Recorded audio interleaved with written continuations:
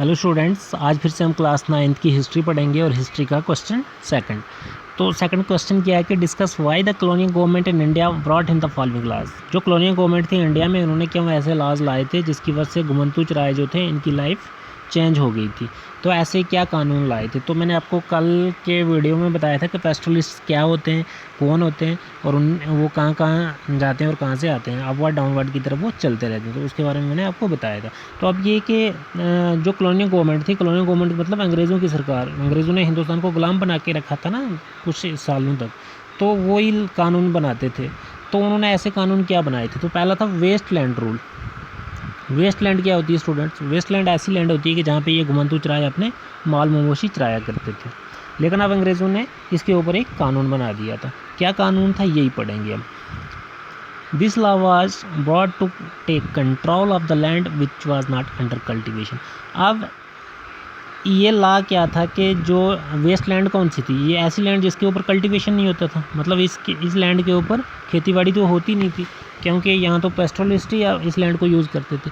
लेकिन अब इन्होंने ऐसा कानून बनाया कि अब इसके ऊपर कंट्रोल रखने लगे, इस लैंड के ऊपर कंट्रोल करने लगे। ये अंग्रेज़ों ने इसके ऊपर कंट्रोल कर दिया। वो लैंड जो कल्टीवेशन के अंडर नहीं आती है, इसके ऊपर ये कंट्रोल करेंगे, क्योंकि भाई अंग्रेज़ों को रेवेन्यू चाहिए था, इनको पैसा बढ़ाना था, तो ये वेस्ट लैंड को क्यों छोड़ दें। तो अब इन्होंने क्या शुरू कर दिया, इसके ऊपर कल्टीवेशन होगी, जो भी वेस्ट लैंड है ना इसके ऊपर भी कल्टीवेशन होगी। The surplus land could be use to increase the area under cultivation and also to increase the land revenue. अब इस लैंड को, जो ये वेस्ट लैंड थी, इसको भी इसके ऊपर अब खेती बाड़ी की जाएगी और इंक्रीज़ किया जाएगा रेवेन्यू। अब पैसा भी मिलेगा उन अंग्रेज़ों को यहाँ से। तो इसकी वजह से जो पास्चर लैंड था ना, ये पूरी तरह से शंक हो गया, ख़त्म कर दिया गया। और जो पहले अवेलेबल थी ना, ये वेस्ट लैंड पहले इनके लिए पेस्टोलिस्ट घुमंतू चराए के लिए थी, लेकिन अब ये लैंड ख़त्म हो गई, क्योंकि इस पर कल्टीवेशन शुरू कर दिया था उन्होंने।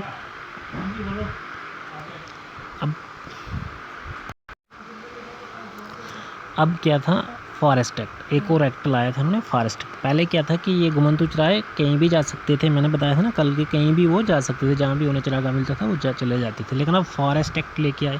इस एक्ट के तहत क्या हुआ कि इस एक्ट ने क्या किया कि these acts were introduce to gain the control of those forest which had commercially important trees. अब इसने क्या कर दिया कि इसने इस एक्ट के तहत भी कंट्रोल कर लिया उन्होंने कि जो इम्पॉर्टेंट ट्रीज़ थे ना जंगलों में, जैसे हमारे देवदार के ट्रीज़ हो गए और जो भी इम्पॉर्टेंस थे, जिनकी लकड़ी इम्पॉर्टेंट होती है, तो उनके ऊपर इन्होंने रिस्ट्रिक्शन लगा दी कि अब वहाँ पे नहीं जा सकते। ठीक है।